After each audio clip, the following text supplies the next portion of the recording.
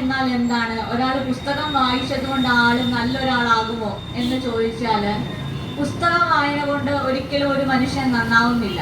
വിദ്യാഭ്യാസമുള്ളവർ ധാരാളം ഉണ്ടെന്ന് പറയുന്നത് പോലെ, എന്നാൽ അറിവുള്ളവരോ തിരിച്ചറിവുള്ളവരോ ഇല്ല എന്ന് പറയുന്നത് പോലെയാണ്. മനുഷ്യന്റെ ദശാബ്ദങ്ങൾ നീണ്ടു നിന്ന ഒരു പുരോഗതിയുടെ ആകത്തുകയാണ് പുസ്തകം എന്ന് പറഞ്ഞാൽ, ആ പുസ്തകം ഒരു ക്ഷേത്രമാണെങ്കിൽ ആ ക്ഷേത്രത്തിന്റെ നടുമുറ്റത്ത് തെളിയിച്ചു വെച്ചിരിക്കുന്ന കെടാവിളക്കാണ് വായന എന്ന് പറയാൻ സാധിക്കും. വേദ പുരാണ ഇതിഹാസങ്ങൾ തൊട്ടു തീണ്ടാൻ പാടില്ലാത്തതായിരുന്നു സാധാരണക്കാർക്ക്. അത് ബ്രാഹ്മണർക്ക് മാത്രം പറഞ്ഞിട്ടുള്ള ഒന്നായിരുന്നു.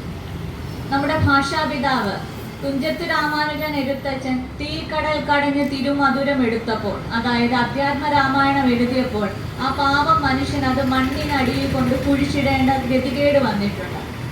വാരിധി തന്നിൽ തിരമാലകൾ എന്ന പോലെ ഭാരതീ പദാവലി തോന്നേണം കാലേ കാലേ എന്ന് അധ്യാത്മ രാമായണത്തിൽ പറയുന്ന ആ മനുഷ്യൻ തന്നെ വേദശാസ്ത്രങ്ങൾക്ക് അധികാരി അല്ലാത്തത് കൊണ്ട്, വേദശാസ്ത്രത്തിന് അധികാരി അല്ലാത്തത് കൊണ്ട് എഴുതാൻ എൻ്റെ കൈ വിറയ്ക്കുന്നു എന്നും ആ രാമായണത്തിലെ പല ഭാഗത്തിൽ അദ്ദേഹം പറയുന്നുണ്ട്. അങ്ങനെ കിടന്ന ഒന്നിനെ പിന്നീട് ധാരാളം സമരങ്ങളും പോരാട്ടങ്ങളും നടത്തി എല്ലാവർക്കും വിദ്യാഭ്യാസവും വായനയും എന്ന നീതി ബോധത്തിലേക്ക് എത്താൻ ഒരുപാട് കാലങ്ങൾ കാത്തിരിക്കേണ്ടതായി വന്നു.